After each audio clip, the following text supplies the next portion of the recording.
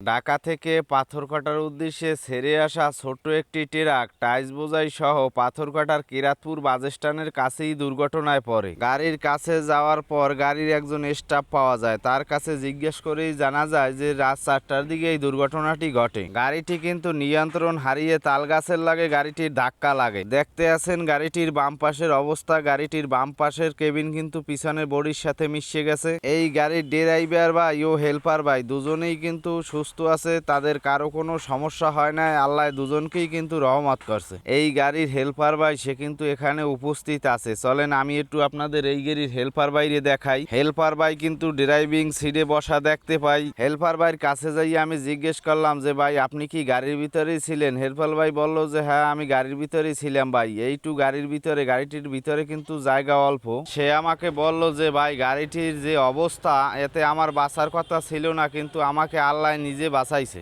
এই স্থানটিতে কিন্তু পরাপর অনেক গাড়ি দুর্ঘটনা ঘটছে। গাড়ির হেল্পার ভাইয়ের কাছে আমি জিজ্ঞেস করলাম যে ভাই গাড়িটি কিভাবে দুর্ঘটনা ঘটলো? সে আমাকে বলল যে গাড়িটির টায়ার রড নাকি ছুটে তারপরে এই দুর্ঘটনাটি ঘটে, কিন্তু তার কথায় আমি সহমত না। গাড়িটি পড়ছে রাত 4টার দিকে। এই সময় একটা ঘুমের টাইম, ড্রাইভারদের চোখে ঘুম আসে, ঘুমের কারণেই হয়তো এই দুর্ঘটনাটি ঘটছে। আমার মতামত আমি বলছি, এবার আপনাদের মতামত আমি জানতে চাই। আমি একটু গাড়িটার আশেপাশে ঘুরেই আপনাদের দেখাই, তাহলেই আপনারা হয়তো বুঝতে পারবেন। গাড়িটির ভিতরে কিন্তু টাইলস এখনো বোঝাই দেওয়া আছে। টাইলসের লোক এখানে এসে উপস্থিত হয়েছে। টাইলস আনলোড করার পর গাড়িটি এখান থেকে উদ্ধার করা হইবে। সকল ড্রাইভার ভাইদের উদ্দেশ্যে আমি একটা কথাই বলতে চাই যে চোখে ঘুম আসলে রিস্ক নিয়ে গাড়ি চালানোর দরকার নাই। রিস্ক নিয়ে গাড়ি চালাইলে কি অবস্থা যে হয় সেটা তো দেখছেনই সবাই। একটা দুর্ঘটনা যে সারা জীবনের কান্না সেটা নূতন করে বলার মতো আর কিছু নাই। সাবধানে গাড়ি চালাইবেন সবাই। কথাই কিন্তু বলে ভাই যে সাবধানের কিন্তু মান নেই। তাই মোর আর বেশি কথা কওয়ার দরকার নাই। ভালো থাকবেন সবাই। অল্পের মধ্যে শেষ করিয়ে যাই।